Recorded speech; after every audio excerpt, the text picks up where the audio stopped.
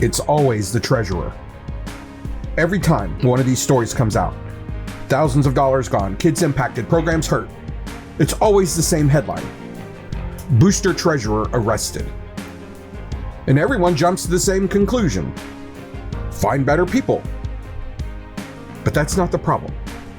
The problem is, we built systems where this is even possible. Hey everyone, this is Mike with Soundstage EDU. And today we're going to talk about something that makes people uncomfortable. But it needs to be said clearly, because this keeps happening. Different schools, different states, different people, same outcome. And if the outcome is the same, it's not a people problem. It's a systems problem. You knew that was coming. So let's zoom out for a second. We've seen multiple cases just in the last couple of months. Tens of thousands of dollars gone. And every time, naturally, people react emotionally to this. They say things like, how could someone do this? That's disgusting. Throw them in jail. And listen, yes, that behavior is wrong. But if that's where the conversation stops, then we've learned nothing. Because here's the uncomfortable truth to this. And I think we all know this because we've seen a sudden uptick in these inside of our groups and in the news. What we are seeing is not rare. And it's not shocking. Even though when you first see them, it feels like it's shocking, right? But it's predictable. It's predictable. Let me say this as clearly as I possibly can. And a lot of you are going to come against me for this. And we're getting used to that now. That's fine. I have a tendency to say things that other people won't. I say the things that people think about, just never articulate. But in all of this whole situation that we've been seeing going on inside of our universe here, inside of booster organizations and nonprofits, support groups, parent volunteer groups. I mean, I posted other episodes about this. And they were met with the same reaction. People were shocked. How could they do this to the kids? How could somebody steal from the kids? You don't have a treasurer problem. That's usually where it goes. I think it's a problem with the treasurer. But what you actually have happening here is a structure problem disguised as a trust problem. Most booster organizations are built on trust. They are. She's a good person. He would never do that. We've known them for years. Probably things that were said in your own group when the treasurer was installed or the treasurer was picked. Right? It's people you know. People in your community. And that feels good. Until it doesn't. Because trust is not a control system. Okay? Let's say it again. Trust is not a control system. Trust is a feeling. It's an emotion. And feelings and emotions do not protect the money. In almost every one of these cases, the setup looks pretty much the same. You have one person collecting the money. One person depositing the money. You have the same one person recording the transactions. They reconcile the account. And sometimes, they even approve their own reimbursements. And if you have one person doing all that, that's not a treasurer. It's not. That's complete financial control. And when you give one human being complete control like that, I need you to realize something here. You're not testing their integrity. You're not challenging it. You are tempting it. You're attempting it. And eventually, somewhere, someone will fail the test. Not because they're uniquely terrible. Okay, let's get that out of the way. It's not because these are terrible people. No one goes into this with ill intent. I'm convinced. And maybe that's wrong of me to think that people just aren't inherently bad. Because there are a lot of people out there that think that they are. I'm not one of them. I don't think they go into these positions with the intent of defrauding the organization, or stealing from it, or shutting it down, or causing problems. What's happening here is we have created systems that allowed it. It's kind of like a scope creep. Those of you in positions where you plan things for other people, or you write contracts and you detail it out, and then they come back and the client says, well, can we just add this? Can we do this? And our intent, our natural reaction is, yeah, we can do that. Customer's always right? And that's the mindset. And I think it's ingrained in all of us at a pretty deep level. It's scope creep. You're letting them add things slowly. In this situation, you're letting small mistakes creep in. Because they just did one thing one time and they got away with it. Or they made a mistake and no one noticed it. So they're not as diligent the next time. Scope creep. They don't even realize they're doing it in some cases. But here's where I want to plant my feet for a moment. Because I said systems. So I'm automatically, there's some of you that went to your systems and started thinking and probably auditing it in your head as you're listening to this, if you're still here.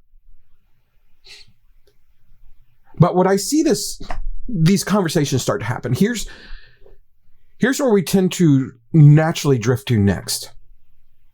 I will hear things like, well, if we had better software, this wouldn't have happened. And they start talking about QuickBooks, and they start talking about Bill and Divvy, and they start talking about the host of other programs out there to help with financial management. I see those questions all the time. What software do you guys use? What do you use to take payments? What do you use to track payments? All of it, right? Well, if they had better software, this wouldn't have happened. No. I disagree. Software can help with visibility. It can certainly help you with organization of all the things that are coming and going. But again, if one person still controls everything in this situation, all you did was move the risk onto a screen. A bad system inside of a good platform is still a bad system. And there are a lot of great platforms out there. I know these people. I trust them. But they're going to design things that help you, things that you've asked for. But the compliance, the governance, that's on you, not on your software. The software can allow things that are not supposed to happen. It's your job to know whether or not what you're doing with your software is indeed compliant. So what actually fixes it? What can we do to prevent this type of thing from happening? I mean, we're not talking about hope or trust. I'm not talking about vibes. We are talking about structure. And if you've come to my podcast, you know that's what we're going to talk about. Structure, systems, real intentional, sometimes inconvenient structure. There needs to be separation of duties, dual approvals, independent reconciliation, and clear financial policies. Systems where no single person can move money without someone else seeing it. And I need you to hear me. That's not about mistrust. Because the minute we start going down the road like this, people start to say, well, they're going to think I don't trust them. And then they're going to get uncomfortable. No, this is not about mistrust. It's about protection. Protection, not only for the organization, but protection for the person in the role. Protection for your friend that sits in that seat that you're afraid of making uncomfortable by putting these kinds of policies in place. Trust me, I know what that feels like. You have a trusted person sitting in this seat, and then you go to them and you say, hey, we need to start instituting these policies. And you're afraid they're going to think, oh my gosh, they don't trust me. Or maybe they actually say that. What, you don't trust me? No. That's not it at all. I do trust you. I want to protect you. That's what this is for. This is to protect you. This is to protect the organization. This is to protect all of us. Because we're not talking about your personal checkbook. We're talking about organizational responsibility. We're talking about a nonprofit that's being looked at by the IRS. That alone should make you want to be more cautious. Because let's look at it like this. Good people are put into bad systems all the time. I don't think I need to name them here. We see them every day. They're part of our life. We see good people put into bad systems all the time, and they're put into situations where they have to do things they may not want to do, or maybe shouldn't do. And in those systems, you're creating stress, pressure, and you even create opportunity. That's where I want to rest for a moment. The systems themselves, although I'll say they're bad,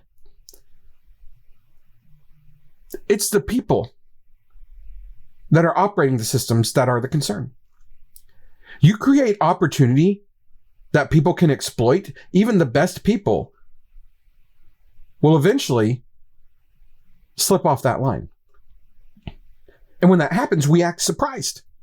Something goes wrong, and we're like, oh, no way.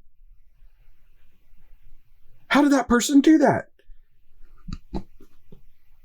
I would have never expected it. I would have never suspected. That's the last person I would have ever thought would have done that.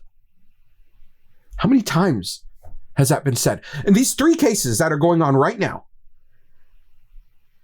in the booster world that are involving treasurers, how many people, when this news broke, how many people do you think were like, no way that this happened?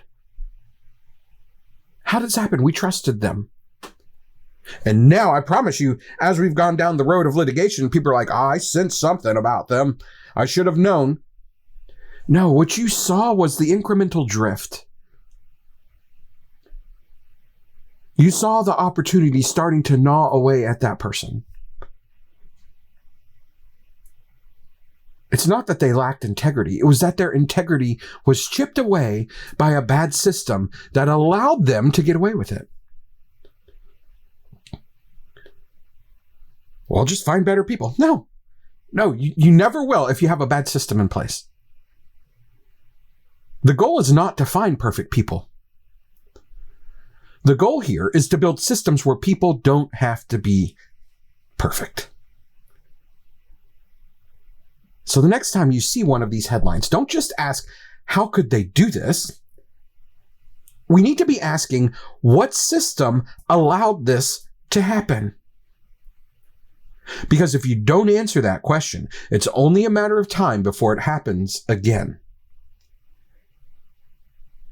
And you never know which organization is going to be next. Because seldom does anyone see it happening until it's too late. And if you're sitting in a booster organization right now, I need you to know that this is not about fear. This is about awareness. This is about building something stronger so that your program is protected long after you're gone. And listen, we're going to keep having these conversations because they matter. And they're not going away. They're not. It's only a matter of time before the next one hits the news. And I really feel like a lot of times these get suppressed because these aren't stories that people necessarily want to hear, but they're out there if you look for them. But let's not go drama hunting, okay? We don't need to. This is not true crime with Mike. Look, if you want help actually building these systems, not just talking about them, that's exactly what we're working on inside of Soundstage EDU. Structure is learnable. You just have to decide that it matters. And then you have to reach out to me so that we can get to work. Because I've only got limited capacity. I can't help everybody. I can only help those that truly want to step in and get things done and protect the organizations and protect the money and protect the kids, protect all of it. But this has been Mike with Soundstage EDU. Reach out to me, follow the show, follow us on socials, send me an email, send me a text message. You can text message me at 913-353-6141. All of this stuff is findable. All of this information is out there somewhere. You don't have to comment on any of this stuff. Simply reach out to me. Send me an email, soundstageedu@gmail.com, and let's get to work.